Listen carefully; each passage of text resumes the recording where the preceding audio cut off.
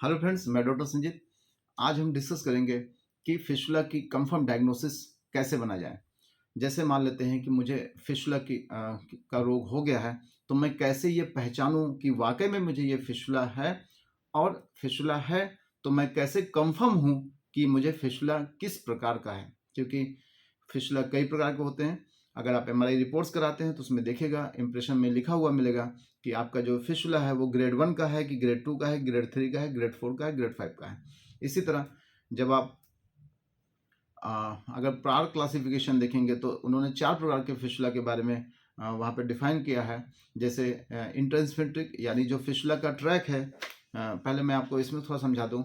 जैसे मान लेते हैं ये हमारी एनल कैनाल है, ये डेंटेड लाइन है। इसके बाद का जो पहला स्ट्रक्चर होता है इसको हम इंटरनल स्फिंक्टर कहते हैं। इसके बाद का जो होता है उसे हम एक्सटर्नल स्फिंक्टर कहते हैं।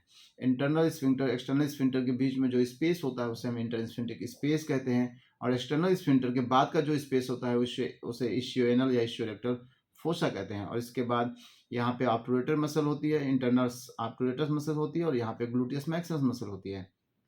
तो कहने का प्राय है कि जो फिस्टुला का जो ट्रैक होता है वो कभी कभी केवल इंटरनल स्फिंक्टर को पियर्स करते हुए नीचे आता है, कभी कभी एक्सटर्नल स्फिंक्टर को इंटरनल प्लस एक्सटर्नल दोनों को पियर्स करते हुए नीचे आता है, और कभी कभी वो लिवेटर नई मसल को पियर्स करके रेक्टम में जाके ओपन हो जाता है। तो ये है एक मॉडल, और इस मॉडल से भी हम थोड़ा आपको समझा सकते हैं कि जैसे ये एनल कैनाल है, ये आपकी डेंटेड लाइन है, ये जो पहला स्ट्रक्चर आप देख रहे हैं यही है इंटरनल स्फिंक्टर, ये है एक्सटर्नल स्फिंक्टर।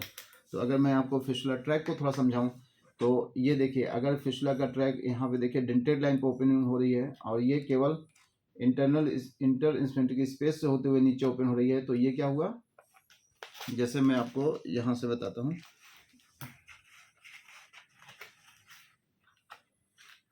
जैसे यहाँ पे आप देखिए, ये फिस्टुला का ट्रैक है, इंटरस्फिंक्टर स्पेस में है। ये बहुत ही आसान होता है, बहुत ही आसानी से ठीक हो जाता है, क्योंकि यहाँ पे इंटरनल स्फिंक्टर का केवल थोड़ा सा पार्ट इन्वॉल्व है।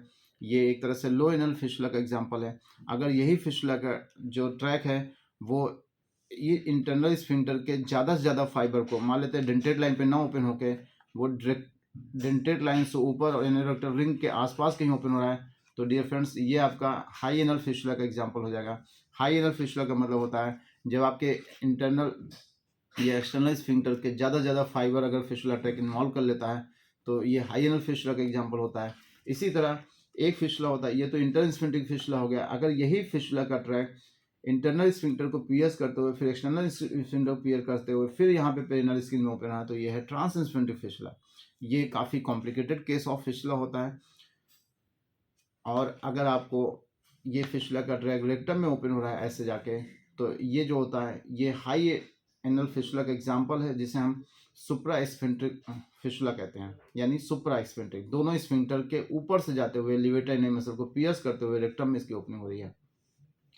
इसी तरह एक एक्स्ट्रा स्फिंक्ट्रिक होता है। एक्स्ट्रा स्फिंक्ट्रिक में भी बिल्कुल सेम ऐसे पिक्चर बनती है। सुप्रा स्फिंक्ट्रिक में क्या होता है कि वो ट्रैक वापस लिवेटर ने मसल से पियर्स करते हुए फिर से डेंटेड लाइन पे ओपन होता है, लेकिन जो सुप्रा स्फिंक्ट्रिक होता है वो सीधे रेक्टम में ओपनिंग होती है। ऐसा बिल्कुल पिक्चर होती है। तो dear friends, there are different kind of fistula हमारे बॉडी में होते हैं।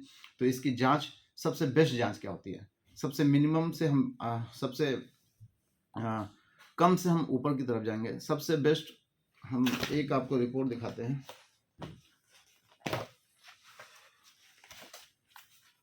जैसे ये हमारे पास एक्सरे है, यहाँ पे आप देख सकते हैं एक्सरे की रिपोर्ट है। यहाँ पे ये प्यूबिक सिम्फाइसिस है, ये इशियम है, यहाँ पे इलियम इधर होती है। तो ये फिस्टुला का ट्रैक है। यहाँ पे आप देख रहे हैं कि एक ट्रैक जा रहा है और ये इस तरफ जाते हुए फिर एक इस तरफ जा रहा है। तो अगर आप देखें तो ये एनल कैनाल थोड़ा सा ये तिरछा एक्सरे खींचा गया है, क्योंकि प्यूबिक सिम्फाइसिस यहाँ है और दोनों ये ग्लूटिया, ये जो दोनों हिप्स हैं उसके बीच का ये जो मिड पॉइंट है ये है। तो जो फिस्टुला ट्रैक है एक तो लेटरल साइड जा रहा है और एक एनल कैनाल की तरफ जा रहा है। तो यहाँ पे केवल हमें केवल फिस्टुला का बारे में इतना जानकारी प्राप्त हो रही है कि there is a fistula track, there is a ramification, one track is going towards the lateral side and one track is going toward the medial side, यानी in anal canal। अभी इसकी एनोरेक्टल जो इंटरनल ओपनिंग है वो anal canal में open हुए नहीं दिखाई दे रही है, ऐसा इस एक्सरे से प्रतीत होता है हमें। लेकिन यहाँ पे ये एक्स्ट्रा इंस्फेंट्रिक है, सुप्रा इंस्फेंट्रिक है, ट्रांस इंस्फेंट्रिक है, या ग्रेड 1 का फिशुला है, ग्रेड 2 का फिशुला है, हमारे बॉडी के किस पार्ट को कवर कर रही है, ये एक्सरे रिपोर्ट से हम कंफर्म नहीं, एग्जैक्ट नहीं कर, एक मोटा मोटा बस इतना पता चलता है कि ये फिशुला का ट्रैक है, और कितना इसकी जो विथ है, यानी जो चौड़ाई है वो कितनी है, और आगे जाके इसके ब्रांचेस कितने दिखाई दे रहे हैं। लेकिन इसमें एक दिक्कत और आती है, अगर इंटरनल ओपनिंग बहुत फाइन है, तो अगर डाई वहाँ इंसर्ट नहीं हुई है, या मान लेते हैं इंटरनल ओपनिंग के पास में एप्स वहाँ एप्सेस है और उसमें पस भरा हुआ है, तब भी ये डाई उस पस की कैविटी में नहीं जा पाएगी, तो आपको वो पिक्चर क्लियर नहीं हो पाएगी। तो एक्सरे उतना अच्छे रिपोर्ट नहीं मानी जाती फिशुलोग्राम के लिए। उससे बेस्ट अगर जाएंगे तो फिर हम सिटी स्कैन करा सकते हैं, या हम हाई रेजोल्यूशन जो है अल्ट्रासाउंड करा सकते हैं। लेकिन डियर फ्रेंड्स, जो एमआरआई रिपोर्ट होती है, एमआरआई रिपोर्ट्स जो होती है, जो सॉफ्ट टिश्यूज होते हैं, अगर उसमें कोई बेसिक पैथोलॉजी चल रही है, तो उसके लिए वो सबसे बेस्ट इन्वेस्टिगेशन रिपोर्ट मानी जाती है। तो फिशुलोग्राम पेरिनियम, यानी एमआरआई पेरिनियम, या आप एमआरआई फिशुलोग्राम करा लीजिए, उससे आपको सबसे बेस्ट क्लियर डायग्नोसिस मिलेगी फिशुला के बारे में। लेकिन वो भी लगभग जो ऑथेंटिक माना जाता है वो 80 से 90% ही ऑथेंटिक होता है, 10% उसमें भी कहीं मिस्टेक्स होती हैं।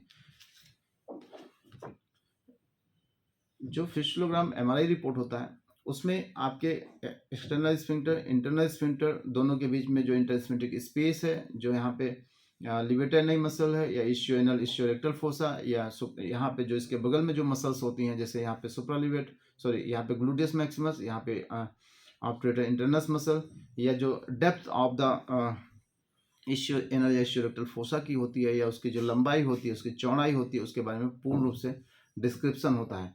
तो अगर हम कंफर्म डायग्नोसिस के लिए बात करें, तो आपका फिशुलोग्राम एमआरआई रिपोर्ट सबसे बेस्ट रिपोर्ट मानी जाती है, क्योंकि इसमें आपको फिशुला ट्रैक के बारे में A to Z आपको ज्ञान प्राप्त हो जाता है। जैसे आपका जो फिशुला ट्रैक है वो लीनियर है, कर्वी लीनियर है, उसकी विथनेस यानी उसकी वाइडनेस कितनी है, कितनी चौड़ाई है, फिर उसके बाद है कि वो आपके बॉडी के किस पार्ट के को पियर्स कर रहा है, अगर इंटरनल स्फिंक्टर को कितना पियर्स कर रहा है, एक्सटर्नल स्फिंक्टर को कितना पियर्स कर रहा है, या किस जो फोशा है उसमें कितना दूर तक है, अगर लिवेटरनाई मसल को पियर्स कर रहा है, तो उसमें A to Z पूरा होल उसका डिस्क्रिप्शन होता है। तो मुझे लगता है कि अगर आप करा सकते हैं और पेशेंट अफोर्ड कर सकता है, तो MRI fistulogram is the best report for the diagnosis of fistula track. Thank you.